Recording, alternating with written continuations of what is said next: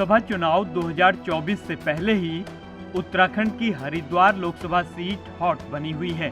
यहां से कांग्रेस के दो दिग्गजों ने चुनाव लड़ने के लिए दावा ठोका है।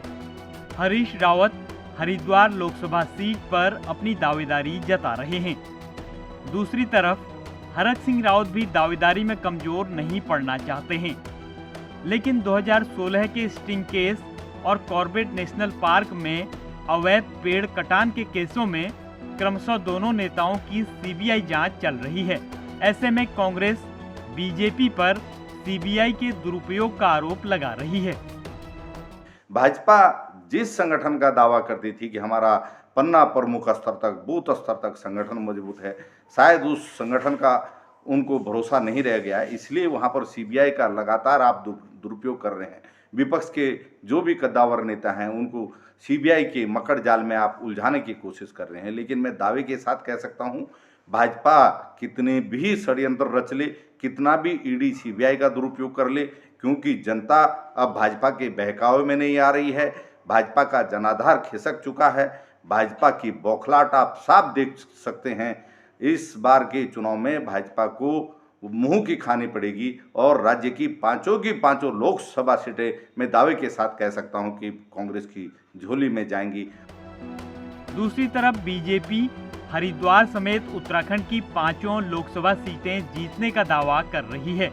इसके साथ ही हरीश रावत और हरक सिंह रावत की सीबीआई जांच पर भड़की कांग्रेस पर भी बीजेपी कटाक्ष कर रही है।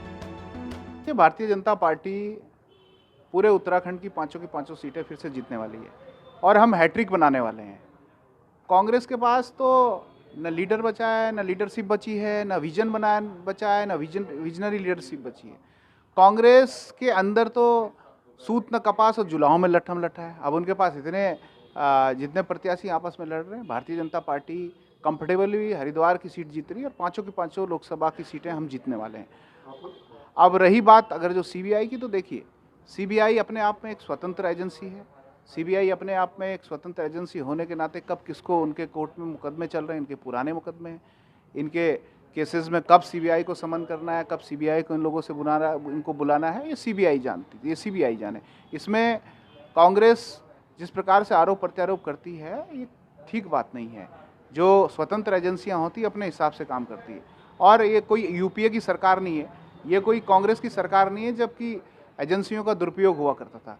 आज आप देख सकते हैं कि स्वतंत्र रूप से सारी एजेंसियां अपना काम करती हैं और Bharatiya Janata party comfortably Haridwar seat जीत रही है। हरिद्वार सीट से एक और नेता भी अपनी दावेदारी पेश कर रहे हैं। ये हैं खानपुर से निर्दलीय विधायक उमेश शर्मा। लेकिन उमेश शर्मा का पेंच भी सीबीआई के कारण फंसा हुआ है। ऐसे में बीजेपी की बाछें खिली हुई हैं। बीजेपी को लगता है कि वो फिर से हरिद्वार लोकसभा सीट पर जीत हासिल कर लेगी। ऐसे में राजनीति में रुचि रखने वालों के लिए 2024 का लोकसभा चुनाव हरिद्वार सीट को लेकर उत्सुकता का कारण रहेगा। देहरादून से नवीन उनियाल के साथ डेस्क रिपोर्ट, ईटीवी भारत।